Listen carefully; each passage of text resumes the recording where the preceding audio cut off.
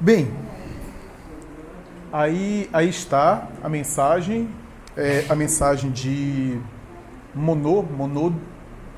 Eu não tenho certeza, mas eu acho que esse V aí foi um erro de tradução, foi um erro talvez de tradução para o português, alguma imprecisão, porque na verdade o que eu me lembro é que Adolfo Monod foi um clérigo protestante muito conhecido, um dos maiores pregadores do século XIX, um cristão devotadíssimo, contemporâneo de Allan Kardec. Ele nasceu em 1802 e vai desencarnar em 1856, um ano antes da publicação da primeira edição de O Livro dos Espíritos. O Evangelho é de 1864, mas o Livro dos Espíritos é de 1857. Monod era muito conhecido nos meios protestantes. É interessante a gente pensar que toda a codificação kardeciana foi oferecida aos seres humanos pelos grandes vultos das duas correntes predominantes da tradição cristã no Ocidente, né? A gente tem os pais da Igreja Católica praticamente se comunicando por Allan Kardec, Santo Agostinho e tantos outros, os grandes vultos do catolicismo, como São Vicente de Paulo, e temos também grandes nomes da história do protestantismo. Sem falar nos grandes vultos da tradição grega, né? Sócrates, Platão e assim por diante. A gente tem, por exemplo, o final lá do Livro dos Espíritos, Sócrates e Platão falando sobre as penas eternas, né? E assim por diante. Além dos vultos do cristianismo primitivo mesmo, né? Os apóstolos, os evangelistas, né? A gente tem mensagens de São João, né? A gente tem o apóstolo Paulo, né? Mensagens aí em o Evangelho segundo o Espiritismo e também o Livro dos Espíritos.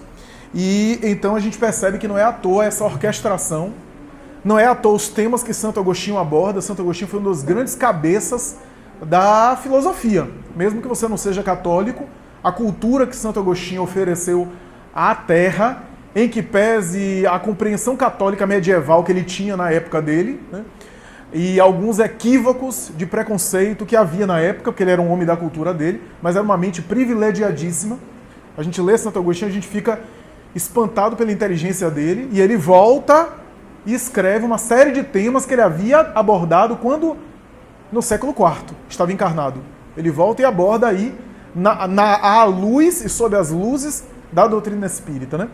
Esse não é tão conhecido assim na história mundial, mas era um pregador cristão bastante conhecido da sua época, é considerado um dos maiores pregadores cristãos do século XIX, contemporâneo, portanto, de Allan Kardec. E aqui ele fala sobre a prece matinal, ele fala sobre acordar e, ao encerrar o dia, orar. Mas nós temos aqui, nesse capítulo, algumas coisas interessantes que eu gostaria de destacar. Antes disso, há alguns itens aqui, algumas coisas que eu gostaria de dividir de maneira mais geral, mais abrangente. Na verdade, já estou antecipando o que eu ia falar no início do capítulo 28, coletânea de prece. Deus me ajude, até lá a gente já tem alguma outra ideia para colocar no lugar, né? Alguma outra, ou o mesmo conteúdo de uma outra forma, ou eu repito, porque vale a pena às vezes repetir algumas coisas, principalmente porque o capítulo 28, repito, a gente vai abordar no retorno aí das férias de final de ano. O que eu queria dizer é o seguinte: o Evangelho segundo o Espiritismo tem 28 capítulos. 28 capítulos. 2 capítulos são sobre prece. Os 2 últimos. Isso não é à toa. Isso não é aleatório. O Evangelho segundo o Espiritismo culmina a sua obra com 2 conteúdos de prece. Uma que a gente está culminando aí, a gente está chegando para o final, semana que vem a gente acaba. E o 28, que é uma coletânea de preces. Né? Exemplos de preces, como a gente deve orar, né, na prática. Isso é muito interessante, isso é intrigante. Porque o Evangelho segundo o Espiritismo é Kardec em colaboração com o mundo espiritual, inaugurando a moral espírita, afirmando para o mundo em quais bases seria a moral espírita, tendo como nascente a moral cristã. Né? Inclusive retirando a moral espírita do próprio cristianismo, do Novo Testamento, como a gente viu as passagens, retirando ali a essência da essência, segundo a orientação do próprio mundo espiritual, a mais alta moral que está contida no próprio Evangelho. Por isso é Evangelho segundo o Espiritismo. E é interessante perceber que, dos 28 temas tratados, ele repete um tema. O único tema que ele repete é prece. O único tema. E é interessante a gente pensar nisso aqui. Tem um capítulo sobre perdão. Tem um capítulo sobre caridade. Tem um capítulo sobre modéstia. Tem um capítulo sobre desapego dos bens terrenos. Tem um capítulo sobre fé. Né? Amor a gente tem... Amor está presente em toda a doutrina do Cristo. Mas amor tem o 11, amar o próximo como a si mesmo, e o 12, amar os inimigos. Mas sobre prece, o único assunto, ele repete 2 vezes. É claro que a gente não dá para quantificar e dizer que esse é um assunto mais importante somente pela quantidade do capítulo, somente pelo número do capítulo. Não dá para a gente erigir, a gente mensurar a importância apenas por isso. Mas, no mínimo, é importante a gente pensar, no mínimo, é interessante a gente pensar o seguinte, que desses capítulos todos, se ele dedica, mesmo não sendo importante, se ele dedica 2 capítulos sobre prece, ainda que a gente não possa colocar aqui como essencial, como o mais importante, não dá, porque todos os temas são importantes, a gente não dá para negar que o tema prece é importante. Não fosse importante, ele não repetiria o tema. Não é que não repete, ele, na verdade, no 28, ele vai levantar outros aspectos sobre a prece, né? Outros enfoques sobre a prece. E isso é importante a gente aqui considerar. E por que os 2 últimos capítulos do Evangelho segundo o Espiritismo, os 2 últimos capítulos, ele coroa a obra falando de prece? A gente pode pensar aqui em algumas hipóteses. Os 2 últimos capítulos, que são sobre prece, talvez ali simboliza a ideia de que no final do Evangelho segundo o Espiritismo a gente tem, portanto, o tema da comunhão com Deus. Porque a prece é uma comunhão com Deus. Então, veja que Kardec ele está colocando a coisa em um sentido, inclusive, totalmente diferente da tradição religiosa. Toda a tradição religiosa focalizava na liturgia da prece, no ritual da prece. E quase sempre as atitudes morais, as condutas morais, os preceitos morais ficavam ou relegados a segundo plano, já que as doutrinas cristãs quase que completamente foram para o salvacionismo, né? A ideia do salvacionismo, né? A ideia de que não necessariamente a sua conduta, o seu mérito, as suas escolhas vão fazer diferença para a salvação. Né? Então, isso é uma coisa importante. Né? A ideia de que a sua obra, né, pode lhe salvar, a depender das suas obras, a cada um segundo suas obras, sempre foi desconsiderado, colocado a segundo plano, relegado a um aspecto secundário. Por quê? Porque como eram doutrinas salvacionistas, era fora da igreja não a salvação. Era necessário recorrer ao ritual, à liturgia, à instituição. Né? Essa é uma prática, eu não estou criticando nenhuma religião atual, estou dizendo ao longo da história, essa era a prática. Essa era a prática. Daí, o mérito, o livre-arbítrio. Né? Aliás, quando tinha livre-arbítrio, que há correntes do cristianismo que, né, a teoria de Lutero, por exemplo, da predestinação, né, da graça, a teoria da graça, né, do que o indivíduo vai ser salvo pela graça e assim por diante, de que não haveria necessariamente um livre-arbítrio, né, mas uma predestinação e assim por diante. Então, a teologia se emaranhou em um conjunto de raciocínios muito complicados, onde a liturgia da prece, pelo menos no sentido aí formal, de orar, ainda que seja maquinalmente, sempre é colocada em evidência. A lógica do Evangelho segundo o Espiritismo é o seguinte: uma série de preceitos morais, uma série de atitudes, uma série de condutas, uma série de comportamentos, e culmina na prece. É quase que um roteiro em miniatura da nossa evangelização. Como a dizer para nós que a prece vai alcançar uma qualidade maior a partir do momento em que a gente se está comprometido. Eu não digo estar vivendo integralmente, porque nem sempre a gente consegue viver integralmente e a gente não vai esperar viver integralmente para depois orar, não é isso.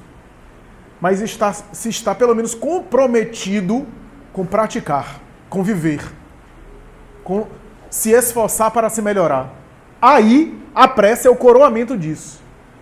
Quando você tem um combustível das atitudes, caridade, perdão, tolerância, o exercício delas, no momento que você ora, você alcança a comunhão com Deus. Daí os últimos 2 capítulos do Evangelho segundo o Espiritismo é sobre prece. Como a dizer para nós também que o Espírito, à medida que ele se evolui, que ele se conquista, e a gente vai ver isso com exemplos na literatura mediúnica, o Espírito, à medida que ele evolui, que ele se conquista, que ele se aprimora, maior é o raio de ação da sua prece. Maior é o potencial da sua prece. Mais profunda é a conexão que ele estabelece no momento da prece. Eu citei aqui em semanas anteriores uma mensagem muito importante de Emmanuel em Fonte Viva, chamado A Prece do Justo. Que ele vai falar, vai explicar o porquê há aquela prática antiga das pessoas pedirem para um homem de bem orar por elas. Que existe uma razão, ainda que a gente utiliza isso de uma forma viciada, né? Ore por mim e eu não me comprometo com a minha iluminação, né? Esquecendo-se que quem ora é quem primeiro e principalmente se ilumina. Mas há uma razão para essa prece do justo, né, que Emmanuel explica.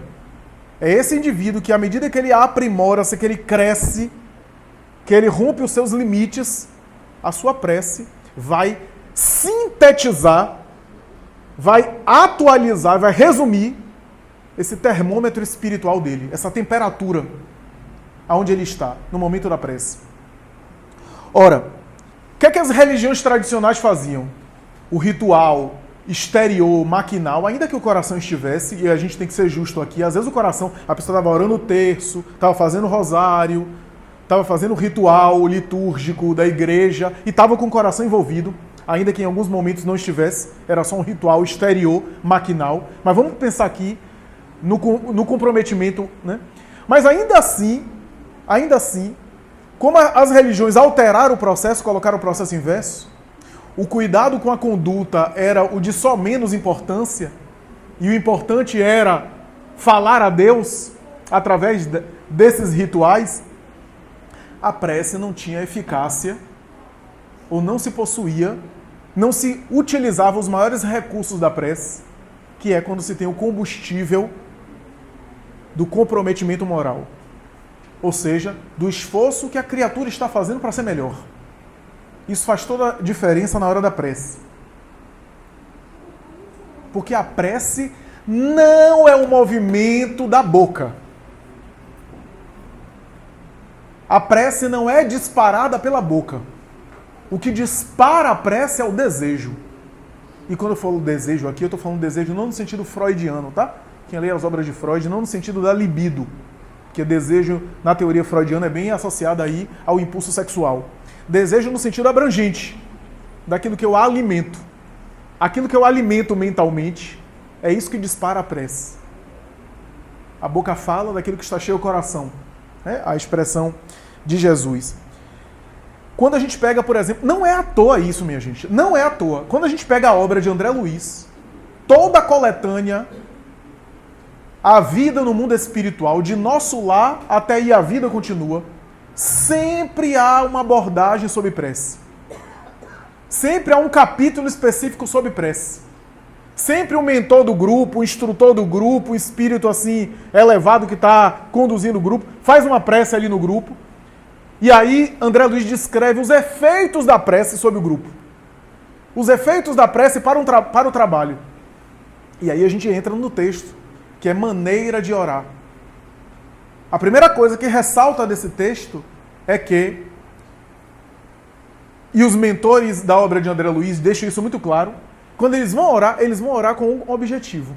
Ou a gente vai fazer um trabalho X, Y, a gente vai orar mentalizando esse trabalho. Não é orar por orar. Não é fechar os olhos e apenas falar. E às vezes a gente fala de uma forma que parece que a gente está querendo falar para os outros, principalmente prece coletiva, né? A gente faz uma prece para os outros e não para nós. Interessante, né? Isso é uma tendência nossa e eu me coloco aí incluído nessa história, né? Se a gente não prestar atenção, daqui a pouco a gente está fazendo uma prece palestra. E a prece, na verdade, é uma comunicação. Uma espécie de escuta, para falar em termos profundos. Né? Um escuta aonde se fala também. Porque às vezes eu posso estar escutando, falando. Ora, quando a gente pega esse texto, maneira de orar, e quando a gente pega a obra mediúnica de maneira geral, essa repetição de abordar o tema prece, um tema que é tão antigo quanto a história da religião. Se existe algum tema que está arraigado nas religiões de qualquer tradição, é a prece. As religiões de matriz cristã, por exemplo, a rigor, por que os espíritos tanto orar, a gente sabe até fora do espiritismo. Por que essa tendência de ficar batendo nesse tema prece? A gente já não conhece a ideia da prece e da oração? Esse texto, com esse conjunto de informações, me fazem pensar que talvez a gente não saiba ou não está sabendo orar. Pelo menos no sentido assim do potencial maior que a prece oferece. Maneira de orar. Será que a nossa maneira de orar é uma maneira adequada? Essa é a questão. Será que o Espírito está dizendo, como toda a literatura mediúnica, André Luiz, Filomeno de Miranda também nas obras dele, sempre tem um momento lá, a prece do orientador, a prece do guia dos trabalhos, a prece de um companheiro.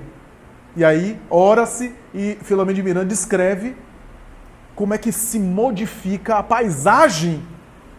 Porque no mundo espiritual a gente vive uma realidade psíquica.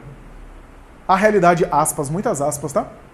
A realidade material de fora é sutil efeito das mentes que alimentam. Aqui não, a gente ora e muda a paisagem interior, a nossa percepção.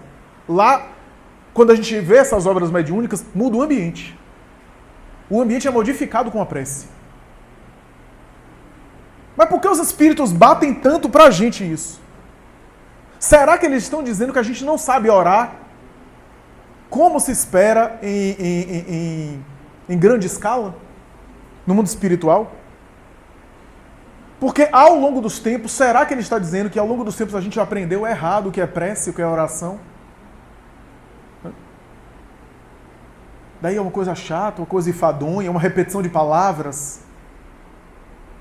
Isso é uma coisa interessante de pensar. E aqui eu queria destacar uma coisa. Quando a gente fala maneira de orar, o que é que a gente pensa? Qual é a palavra que eu uso para orar direito? Qual é a maneira certa? Esse é o vício religioso secular. Tem uma maneira certa? E que maneira certa é essa? Então, o que é que eu digo? E o erro está justamente aí. Porque o erro não está no texto. Não está na letra. O erro está aí. Talvez o que o Espírito esteja dizendo é que a gente fica apegado justamente ao texto. Como a gente falou anteriormente, não que o texto não seja importante. Apenas não deve ficar em primeiro plano.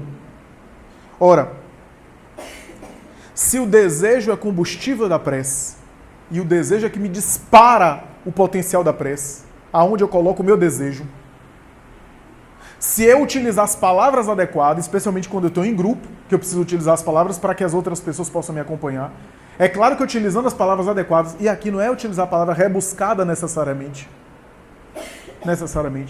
Nada contra a pessoa ter um vocabulário rico e falar bonito também, nada contra. Quem não gosta de ouvir uma coisa bonita? Né? Porque também a gente faz verdadeiras dicotomias. Se a pessoa fala uma prece bonita, é porque falou difícil demais. E se a pessoa falou uma prece muito simples, é porque falou com o coração. A gente não precisa dicotomizar assim. A questão é não ficar apegado apenas ao exterior. Não ficar preso ao exterior. Se o desejo é o combustível da prece, aquilo que eu mentalizo é o combustível da prece, é claro que se eu uso o texto e as palavras adequadas, a depender do propósito, daquilo que eu canalizo as palavras, aquilo me ajuda no pensamento também, e no pensamento dos outros, a focalizar aquilo que é essencial, a direcionar as forças da prece para aquilo que eu necessito naquele momento. E é claro que eu estabeleço uma conexão.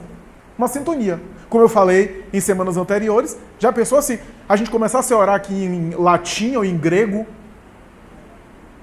O que não se entende, não se sente, não se reflete. E o que o Espírito está falando aqui é que a prece é uma maneira também de se conduzir a ponto de não atrapalhar os trabalhos diários. Diante de uma atividade que eu vou fazer, eu paro e me concentro, penso e reflito, aquilo é uma prece. Eu estou o quê? Canalizando o meu desejo. Antes de uma prova para concurso, eu paro e acalmo e concentro. O concentrar é uma prece. É porque a gente está viciado na prece apenas naquele ritual convencional, onde tem que ter amém no final. Mas eu posso fazer uma prece dirigindo o carro. Eu posso, antes de começar um trabalho, uma apresentação na faculdade de um trabalho, eu parar para concentrar, para silenciar um pouco a mente, eu estou orando. Eu estou elevando o pensamento. Então, se o desejo é o combustível da prece, e as palavras podem estar a serviço do desejo, essa é uma maneira de orar. Mas o que é mais interessante é o seguinte, o Espiritismo, em toda a obra, o Evangelho segundo o Espiritismo, ele fala o que fazer.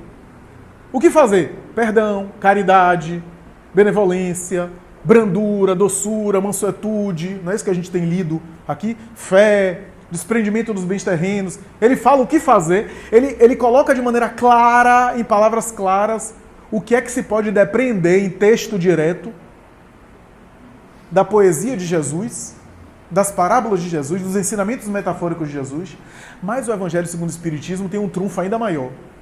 Ele não aborda apenas o que fazer, mas como fazer. Ele vai dizer como é que é a caridade. Como é que é você tratar bem o outro. Como é que é você fazer uma doação. Porque, como eu falo aqui, até brincando, eu posso fazer uma doação a alguém xingando a pessoa. O que é a benevolência? Ele mostra o como também. Esse texto, maneira de orar, é o como. Só que o como não é um texto que você vai ler ou vai recitar. É uma atitude interior. É uma atitude interior. E aí o texto é consequência. As palavras são consequência. Se for necessário palavras. É o como fazer. É em que sentido eu dou a minha prece. Por isso que ele falou da prece matinal, do acordar. Qual a importância da prece matinal? Né? Ele falou isso. A gente falou aqui que tem uma mensagem de Emmanuel em Palavras da Vida Eterna, que ele fala que a prece é uma espécie de educação do próprio desejo, do próprio psiquismo. E aí em outra obra, não estou me lembrando agora o nome da obra, mas tem uma obra que Emmanuel volta ao assunto, que ele vai dizer o seguinte: orar não é apenas falar com Deus, mas também escutar a sua resposta. Porque quando eu oro de maneira sentida, verdadeira, emocionalmente, a resposta de Deus ocorre, só que não é a resposta de palavras humanas, porque Deus não tem boca.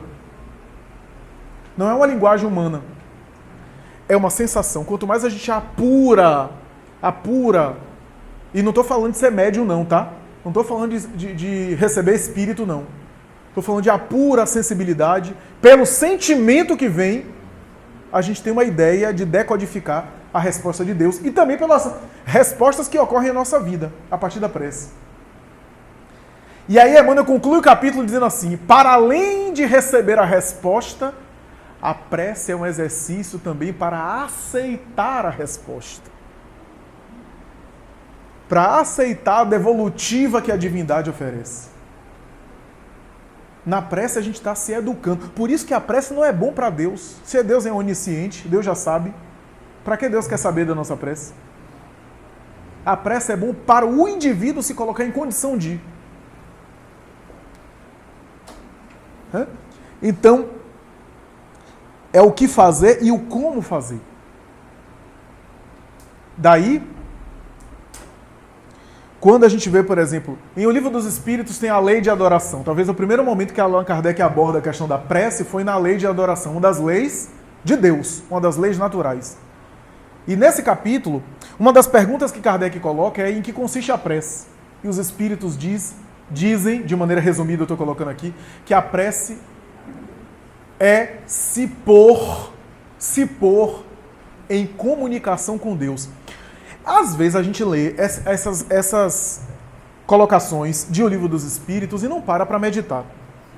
Os espíritos estão dizendo que eu tenho condição de me pôr em comunicação com Deus.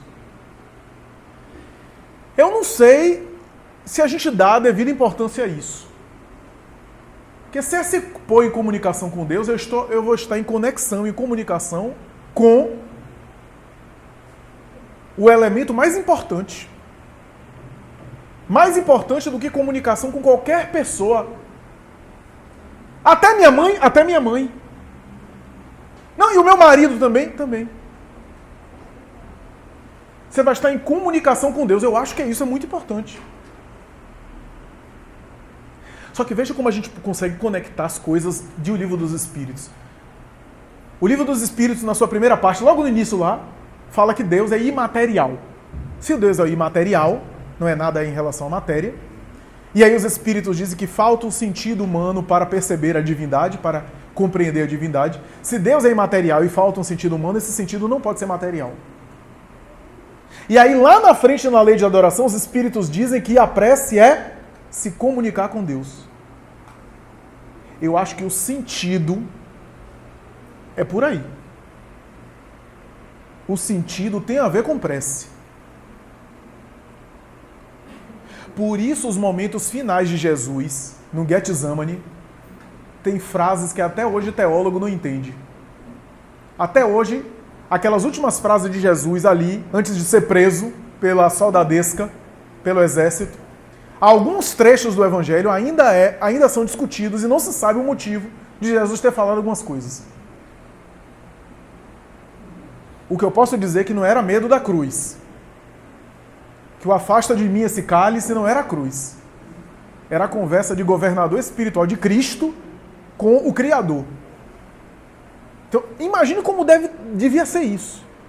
Diz Joana de Anjos, de vez em quando ele se afastava da multidão e orava a sós. Como é que era esse diálogo de um espírito puro com o Criador? Como é que era essa conexão? Então, é uma coisa que é difícil de a gente entender, né? Ora, aí o Espírito diz o seguinte, ao acordar a ideia da prece. Não é para fazer isso uma liturgia convencional. Não é para fazer isso um hábito assim, maquinal. O Espírito está dizendo que há períodos de pausa, onde, abrindo o dia, você pode fazer uma espécie de faxina psíquica, de higiene mental, que é o que simboliza a prece, para começar o dia. Essa é a ideia. E aí ele fala até do voltar à carne, né? Na emancipação da alma. O que é a emancipação da alma? Quem estuda a obra espírita sabe, né? A viagem durante o sono. O desprendimento parcial em relação ao corpo, que o espírito experimenta e aí ele viaja. A emancipação da alma, e o Espírito coloca aqui, que quando volta o corpo deve agradecer o retorno à carne. Que a verdade, ninguém vai ficar insônia hoje. Mas a verdade é que não tem nenhuma garantia que a gente vai voltar quando a gente sai do corpo durante o sono. A gente não tem essa garantia. Ninguém vai ficar agora de palitinho no olho. Mas é verdade. Joana diz mais. Em uma das suas obras ela vai dizer que o sono é um treinamento para a morte.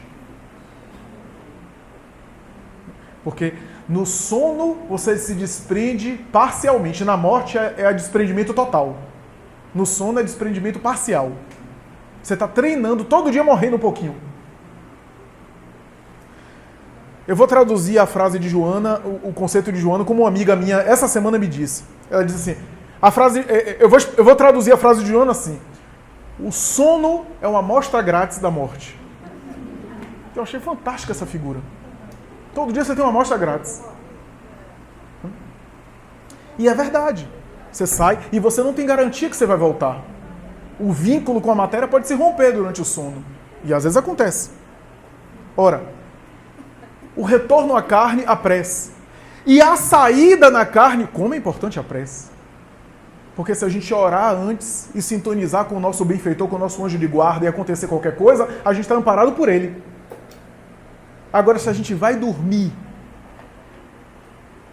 com aqueles sentimentos negativos, desabafando com o travesseiro nunca foi conselheiro de ninguém. Para onde a gente vai é aquilo que o nosso desejo alimenta. Os benfeitores espirituais respeitam o livre-arbítrio. Sabe por quê? Porque o livre-arbítrio, liberdade é uma das leis do universo. Lei da liberdade. Espírito superior respeita. Quem não respeita a liberdade somos nós. É só a gente ver aí como é que a gente trata nossos filhos. Todos nós desrespeitamos a lei de liberdade em algum momento. Espírito superior, ele respeita. Se você sai do corpo e quer ir para outro lugar, o mentor espiritual respeita você. Então, a prece é uma preparação para estar em afinidade com essas instâncias, antes de dormir, especialmente. E quem tem emancipação consciente, Ivone do Amaral Pereira narra vários casos de ela sair de maneira assim nem tão preparada assim do corpo, às vezes até movida por um sentimento de caridade para ajudar alguém, e se deu mal. Passou maus bocados. Volta a matéria com o efeito daquela perturbação. E olhe que ela tinha uma moral abalizada a ponto de ter defesas.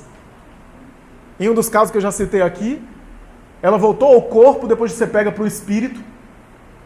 O espírito agarrou o braço dela e vamos quebrar seu braço. E aquilo fez uma ressonância nela que ficou aquele eco. Quebrar o braço, quebrar o braço, quebrar o braço. Ela voltou ao corpo e acordou com a dor no braço.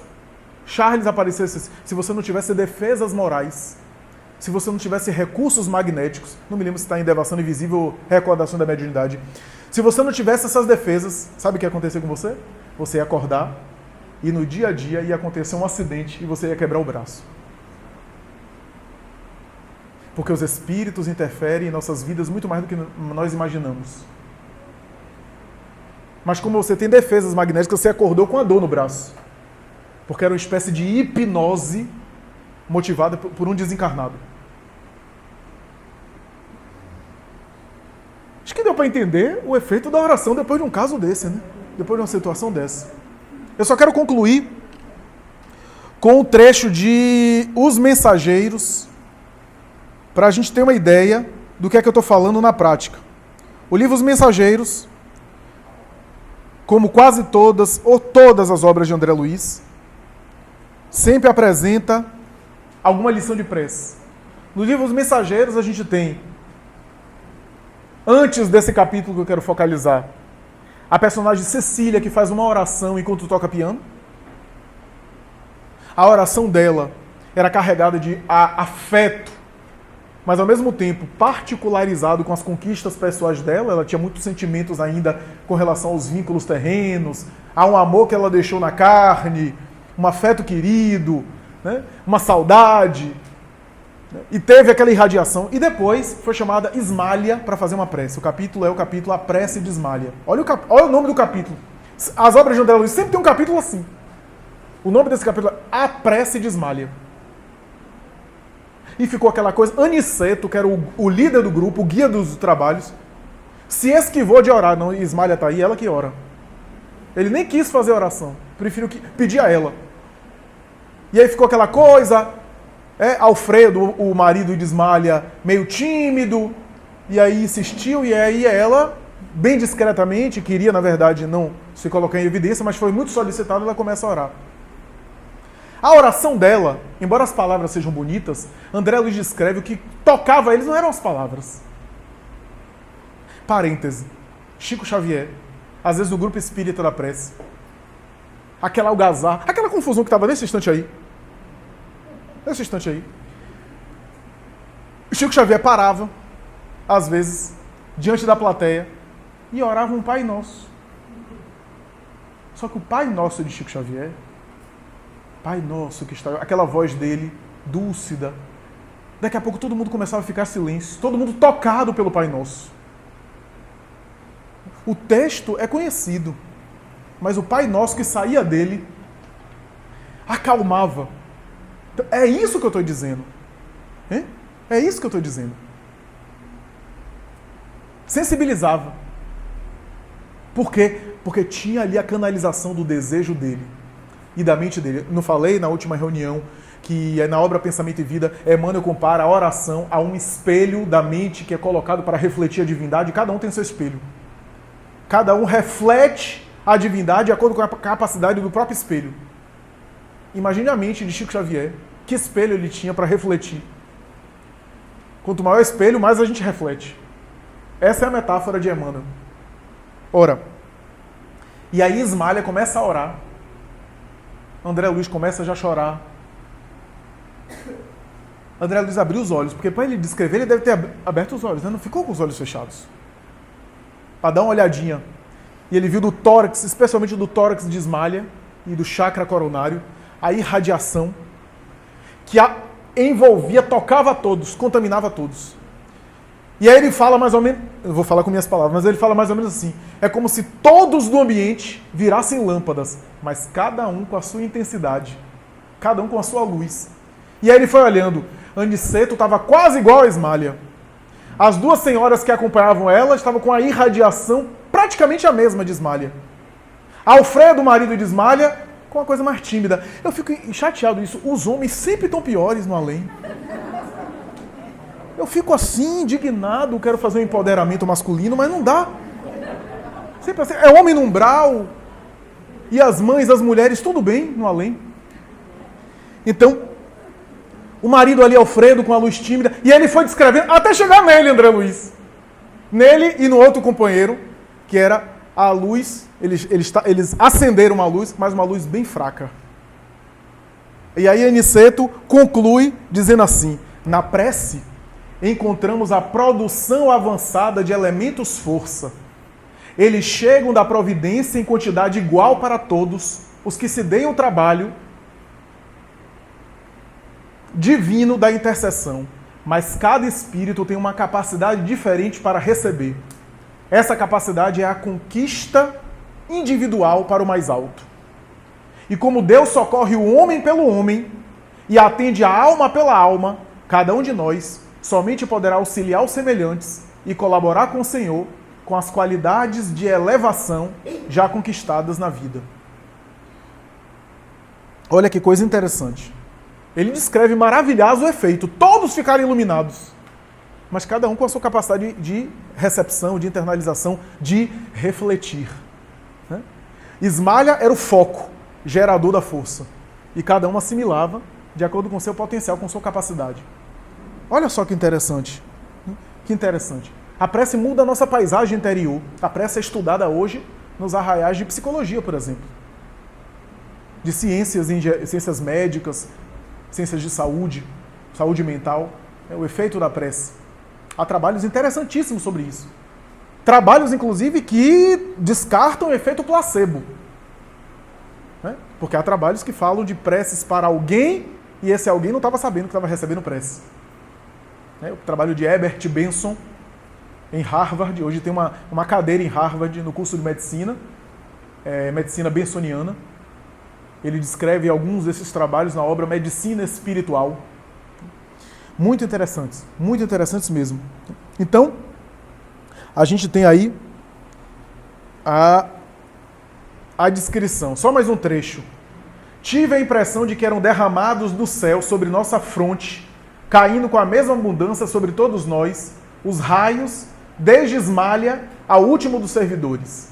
Não cabia em mim de admiração quando o novo fenômeno me surpreendeu. Flocos leves desapareciam a nos tocar, começando, porém, a sair de nossa fronte e do peito grandes bolhas luminosas com a coloração de claridade de que estávamos revestidos, elevando-se no ar e atingindo as múmias numerosas. Ainda aí reparava o problema da gradação espiritual. As luzes emitidas por Ismália eram mais brilhantes, intensas e rápidas, alcançando muitos enfermos de uma só vez. Em seguida, vinha a dos outros. Olha só. E ele explica essa gradação o tempo todo no capítulo. Então, nós vemos aí o teor da prece, o efeito da prece, né? E a maneira de orar. Né? que é essa ideia de que isso significa, Flávio, que eu que não tenho uma elevação moral como Ismalha, a minha prece é reduzir. Não, a luz me chega. A luz só não me chega se eu não estiver com a maneira de orar adequada, que não é, repito, um texto, mas é o sentimento. Se eu não estiver envolvido, aí a luz não me chega. Mas me envolvendo, a luz me chega de acordo com a minha capacidade, de acordo com aquilo que eu também necessito. À medida que eu amadureço, eu necessito mais. Eu preciso de mais. E eu me alimento. Eu acho que futuramente a gente vai ter na prece uma espécie de alimento. Eu não tô fazendo aqui para ninguém se alimentar de luz, não. Viu que eu não acredito nessas histórias do povo se alimentando de luz. Para mim, essa luz tem gosto de bacon. Não estou dizendo isso, não. Mas eu estou dizendo que a gente vê alguns espíritos referências nesse mundo se sobrepondo a algumas necessidades fisiológicas básicas por causa da prece.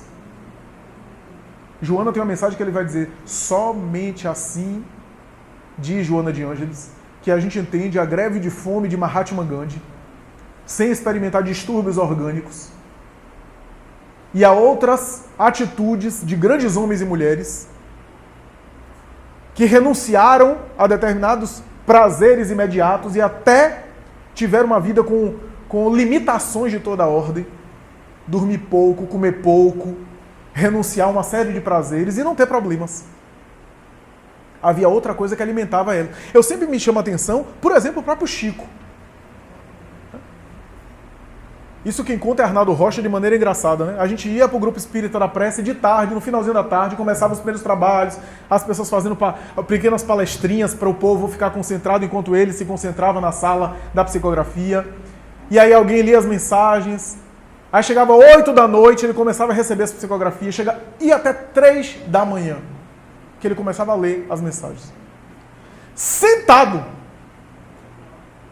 O povo em volta dele ficava se revezando, ia no banheiro, ia para casa, jantava, voltava, e ele ali.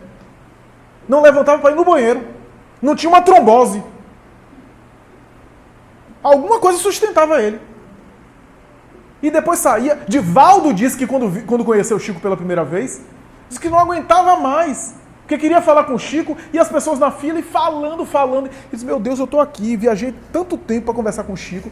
E a pessoa não deixa o Chico orientar ela. Vem aqui para falar da sua mediunidade, falar como a mediunidade dela é fantástica, e ficava se exibindo. E Divaldo disse: eu ficava mentalizando, ó o desejo, mentalizando para a pessoa ir embora logo. E Chico: conte mais, meu filho. Diga mais.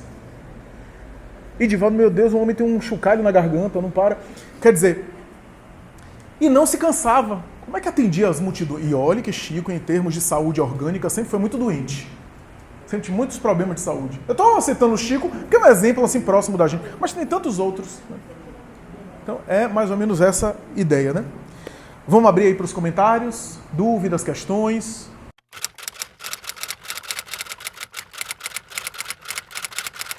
Essa meditação seria um tipo de oração. Veja como essas coisas se confundem, né? Meditação e oração. Sem dúvida nenhuma. Por quê? Porque orar, no conceito dos espíritos, é elevar o pensamento ao alto. Se eu estou meditando, eu estou me elevando também. Então isso é muito interessante. Há orações que são formulações de uma mensagem, até um pedido. Por isso que a gente fala que a prece é uma educação do desejo, porque eu estou educando o meu pedir. A depender das respostas que eu recebo, a depender do que eu entendo pelas respostas, e como eu disse no último momento, a aceitação da resposta, né? Que é uma espécie de aprimoramento também. Por isso que a revolta que nos caracteriza, a não aceitação das coisas, faz com que a gente tenha dificuldade de orar. A revolta psiquicamente é um conteúdo emocional que é incompatível com a prece. Alguém muito revoltado, manda ele orar. Ah, não quero orar, não. Essa meditação, portanto, é também uma espécie de prece, de oração. Concentração é um tema delicado, acho que todos nós temos dificuldade de concentrar em algum nível, especialmente nesse mundo multitarefa, onde a gente faz um monte de coisa ao mesmo tempo, a gente nunca concentra em uma coisa só. Mas é um exercício para a vida inteira. Quanto mais a gente concentra, maior a nossa conexão, porque a concentração já é uma prece, e a prece precisa de concentração, é indispensável concentração, é também uma espécie de concentração. Pois é, Kardec discutiu esse assunto, ela está perguntando por que tem gente que não ora, porque afirma que as leis divinas são imutáveis, Deus é onisciente, já sabe tudo, então para que orar se ele sabe tudo e se a gente não vai mudar as leis porque as leis são imutáveis? Kardec discutiu isso, tem um texto que ele discute isso no Evangelho, e tem alguns textos na Revista Espírita que ele volta ao assunto. Na época de Kardec, os próprios espíritas discutiam isso. Alguns espíritas chegaram a adotar essa ideia, e Kardec demonstra com uma lógica dizendo que o argumento é bem pensado. Tem uma certa lógica, um certo sentido do argumento, mas existe uma falha nesse argumento. Né? Existe uma falha porque, primeiro, a ideia de que a prece é algo que se endereça exclusivamente a Deus. Primeiro é essa atitude, né? essa ideia. E depois a ideia de que eu comentei aqui, que a prece não é para mudar o mundo, nem para mudar as leis, é para mudar o nosso mundo interior. É para modificar as nossas disposições íntimas. E, mesmo a lei sendo imutável, e as leis de Deus estão nos colaborando, trabalhando em favor de nós, a prece não vai mudar a lei de Deus, mas modifica-me para acessar as leis de Deus. E para eu ser ajudado pelas leis de Deus. As leis de Deus continuam imutáveis. Mas se eu me modifico internamente para acessar as leis, eu sou auxiliado pelas leis divinas. Então, existe uma falha nesse argumento, nesse sentido. Né? Porque, na verdade, a prece... E por isso também existe um erro que Kardec discutiu nesse capítulo, pede e obtereis. Né? Tudo que pedis na oração, obterás. Não no sentido aqui material, concreto da palavra, mas no sentido assim, no plano, maneira de orar, no plano da sua evolução espiritual. Se você está focalizado nos aspectos essenciais da vida, que é a sua maturação, seu desenvolvimento espiritual, o que você pede, você vai obter. A prece alcança um potencial. É nesse sentido. Você pede o quê? Coragem? Pede forças morais para suportar uma dificuldade? Resistência para dar conta de um desafio? Né? Forças para exercer virtudes? Esse pede, você obtém. Né? É nesse sentido, né, profundo. Não, quando a prece é mecânica, repetitiva, sem sentimento, não tem o mesmo efeito. É essa maneira inadequada de orar. O indivíduo pode até, por dificuldade de articular palavras, por isso a gente vai examinar o próximo capítulo 28. Eu tenho dificuldade de exprimir as palavras. Eu posso até ler um texto já feito. Eu posso até orar um Pai Nosso. Mas se meu sentimento está envolvido, muito bem, a prece tem o mesmo efeito. É o mesmo efeito. A gente procura estimular a espontaneidade justamente porque a oração com o texto decorado muitas vezes acaba facilitando a gente a orar de maneira maquinal. Porque como a gente já sabe o texto, a gente ora sem pensar muito e sem sentir. Mas se eu oro um texto... Não, eu tenho dificuldade de colocar em palavras, eu não sou muito bom com o discurso, com a oratória. Eu pego um texto e leio, se eu estou lendo com sentimento, tem a mesma validade. Né? Agora, a forma inadequada seria eu não estar envolvido emocionalmente. Essa prece não tem a eficácia, né? A eficácia para nós, né? Não tem o poder, né? A força que ela deveria ter. Né? Essa força que fizeram com que esses grandes homens... Eu fico pensando aqui, Eurípides Barçanufo, José Pititinga aqui na Bahia, o próprio Filomeno de Miranda quando estava encarnado, Bezerra de Menezes, né? Às vezes chegava para um paciente psiquiátrico amarrado em camisa de força que estava ululando, com os olhos assim, ó, em esgares, completamente hebetados numa alienação mental por obsessão, aqueles períodos maravilhosos, né? E que eles chegavam, pegavam no paciente com as mãos e começavam a orar. O paciente tinha um surto e recuperar. Como está descrito as curas no Evangelho. E a gente fica, meu Deus, cadê isso? Falta isso na gente, né? Essa conexão para atuar, porque não é milagre. Ó, eu vou contar uma coisa aqui que eu não estava nem programado para dizer, mas assim, no livro Missionários da Luz, de André Luiz, tem um trecho importante que passa despercebido. Naqueles capítulos que fala sobre o fenômeno mediúnico, aquela sessão mediúnica que André Luiz vai visitar, que o povo tem um que comeu demais, que a barriga parecia um túnel de azeite de dendê. Eu estou traduzindo na minha expressão, não é assim que André Luiz coloca, né? Ele coloca condimentos e temperos. O outro se encheu de cachaça, chegou lá exalando o cheiro de cachaça, e o cheiro era espiritual. O cheiro que os desencarnados sentiam era o exalado perispírito, né? E outro, um indivíduo bastante atribulado sexualmente, né? E aí o cavaleiro já entrou com 2 mulheres desencarnadas que acompanhavam ele nas festas, né? Nas coisas animadas que ele fazia sexualmente, né? E aí André Luiz escrevendo e viu os resultados mediúnicos muito poucos, né? Naquela experiência mediúnica. Tem um momento que o instrutor Alexandre diz assim para André Luiz: o desejo do mundo espiritual, olhe bem, o desejo do mundo espiritual, o projeto do mundo espiritual era operar, inclusive, materializações de espíritos. O programa do mundo espiritual para o futuro é esse. É uma conexão com os desencarnados assim, ó, intensa e fluida. Que é isso que acontece nos planos mais elevados. Mas a gente não consegue fazer.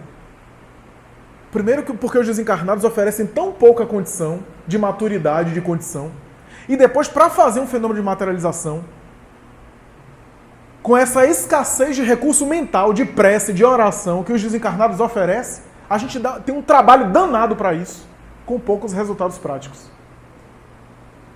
Então, veja o que os espíritos estão falando. Aí a gente vê, a obra Paulo Estevão diz isso, né? A igreja de Antioquia, aquela igreja cristã primitiva. Emmanuel diz que naquela igreja primitiva de Antioquia, a harmonia, Neuma que está participando do grupo do Paulo Estevão e outros que quiserem fechar os ouvidos para não dar spoiler, a harmonia daquela igreja cristã primitiva era tão intensa no sentido da comunhão de sentimentos, do propósito da caridade, né, do desejo de ajudar o próximo, do desejo da solidariedade, né, da elevação de sentimentos, da prece sincera. A atmosfera era tão alta espiritualmente que Emmanuel diz que em muitas reuniões havia o fenômeno da voz direta, a pneumatofonia. Não sei se todos conhecem a voz direta. A voz direta é o seguinte: o espírito fala mesmo, como se tivesse um microfone. A gente ouve a voz do espírito, todo mundo, é o efeito físico. Se comunicava com seres espirituais ligados ao cristianismo assim. Voz direta. Tipo assim, uma ligação de vídeo, de WhatsApp. Né? Contato direto. E aí Emmanuel vai dizer, quando a igreja começou a apresentar os primeiros atritos humanos, as picuinhas, as intrigas, essa coisa maravilhosa que é a maledicência, a fofoca, que a gente adora. Começou essas intrigas, essas coisas na Igreja do Caminho, a atmosfera espiritual se alterou e nunca mais aquele fenômeno se repetiu. Nunca mais ocorrências como essa se repetiu, porque não havia atmosfera para os espíritos produzirem aquilo. Voz direta, pneumatofonia. Né? Porque a psicofonia é a voz indireta. Indireta porque é através do médium, do aparelho fonador do médium. Da mesma forma, a psicografia, escrita indireta, né? E pneumatografia, escrita direta, né? Que é aqueles fenômenos que Kardec examinou, né? Colocava o papel dentro de uma gaveta, trancava a gaveta todo mundo orando, depois tirava, estava lá escrito uma frase, né? E assim por diante. Portanto, a falta de atmosfera espiritual, de cobertura espiritual, mantida por quem?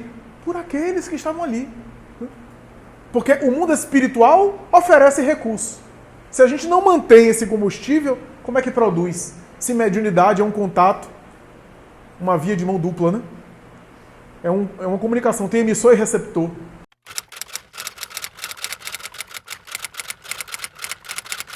Esse entendimento é ainda mais difícil e talvez seja o ápice, né? A gente entender que até quando a gente ora, as ocorrências funestas e até os sofrimentos são também sinais da divindade. Sinais, não que Deus esteja simplesmente sendo masoquista de gostar de a gente sofrer, não é isso. Quando a gente está empenhado em nosso valor moral, o pede, obtereis, se estende também para as coisas materiais. Eu citei aqui o exemplo de Kardec com o espírito de verdade. O espírito de verdade diz, não te ajudar materialmente seria não te amar. Então existe essa preocupação, né? Apesar da preocupação no mundo espiritual, seja com as coisas essenciais. Né? Quando eu digo essenciais, espirituais, eternas. Né? Mas o que é interessante da colocação de Cláudia, que vale a pena aqui a gente enfatizar, é que esse entendimento que é dos espíritos missionários, que é difícil a gente decodificar o sofrimento como uma mensagem da divindade.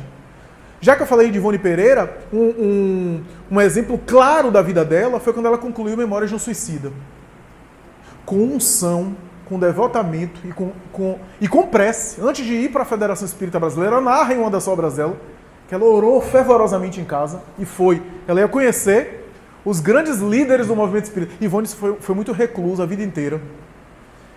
Eu até acredito que se Ivone hoje estivesse encarnada, é provável que ela não ia ter muitos seguidores nem muitas curtidas no Instagram. Porque ela era muito discreta, muito reclusa, né? E não era famosa no movimento espírita, viu? Ela desencarnou despercebida e ignorada por muitos anos. Hoje é a que ela é mais comentada. E se recusava, inclusive, às polêmicas, às coisas. Ela tinha grandeza moral de tentar desaparecer ao máximo. E quando ela foi à Federação Espírita Brasileira, era muito jovem ainda, ela foi levar Memórias de um Suicida, conhecer os grandes líderes do movimento espírita na época. Manuel Quintão estava na presidência da FEB, recebeu ela, e ela apresentou Memórias de um Suicida, ele olhou assim, folheou alguma coisa e disse, minha filha, eu sinto muito. Volte depois, volte outra hora. Infelizmente, nesse momento, eu não tenho condição de ler essa obra, nem de examinar ela. Infelizmente, a Federação Espírita Brasileira não está em condição de recebê-la. Volte, consulte outra pessoa, porque eu estou cheio de livros aqui, inclusive os livros de Chico Xavier aqui, eu estou revisando todos, porque a FEB sempre teve um rigor de publicar só aquilo que ela revisava, realmente passava por um crivo para ver se tinha consonância com a obra kardeciana e publicava, né? O livro Desobsessão, por exemplo, Psicografia de Chico Xavier e Evaldo Vieira, quase não saiu, mas essa é uma história para depois. E aí, simplesmente, ela ficou chocada, ela não esperava aquele tratamento, não. Ela confessou isso. Ela ficou desnorteada, pegou o livro assim, com vontade de chorar, inclusive. Mas, minha filha, pelo amor de Deus, tenho muito o que fazer. Ela voltou para casa, olhou para a obra assim, eu não posso rasgar esse livro, porque eu sei que não é meu. É dos espíritos, eu não vou. Olha, os espíritos me mantiveram em silêncio, viu? Porque a gente acha que esses médios, o tempo todo os espíritos estão dizendo até o que é que eles devem comer no dia. Não existe isso. Chico Xavier passou por cada situação e a mana aparecia depois. Agora já está feito. Agora não tem jeito. Né? Então, não. E aí, em silêncio, o mundo espiritual observando ela. Ela pegou a obra e guardou. 26 anos aproximadamente. A obra ficou sem ser publicada. Até que um dia, Leon Denis aparece a ela e disse a ela, eu vou lhe contar um segredo. Isso era tudo também observação, avaliação e teste para você. Teste de paciência e de devotamento. Eu quero lhe dizer uma coisa, a obra não está completa. Ela, mas como? Camilo Castelo Branco foi o autor da obra, está como um pseudônimo, Camilo Botelho, escritor português que se suicidou e que escreve a obra. Esse Camilo Castelo Branco acabou a obra. Pois é, mas ele não era espírita. E ele não conhece nada de espiritismo. Ele falou o relato dele no além e as coisas que ele viu no mundo espiritual. Mas ele falou do depoimento dele. Agora a gente tem que fazer os ajustes doutrinários. Porque não é porque uma obra é mediúnica que é espírita. E começou a fazer ajustes, explicações do perispírito, das coisas que Camilo Castelo Branco relatava e que ele não tinha conhecimento doutrinário para explicar, Leon Denis explicava. Explicava, fazia os ajustes doutrinários. E aí, Ivone disse, se a FEB tivesse recebido aquela obra naquele momento, seria uma obra incompleta, uma obra que não estava acabada e seria ruim para mim como médium. Aquela decepção foi uma bênção. Eu pude amadurecer durante os anos. E aí, em 1950, ela conhece Chico. Chico olha para ela, ela não diz nada. Chico bota a mão nos ombros dela e diz: Ivone, André Luiz está aqui do meu lado dizendo que Memórias de um Suicida foi o maior livro mediúnico dos últimos 50 anos e será o maior livro dos próximos 50 anos. Mas ele está dizendo que era necessário que ele viesse antes com as colônias espirituais através de nosso lar, para que a obra pudesse ser aceita melhor. Veja como os caminhos de Deus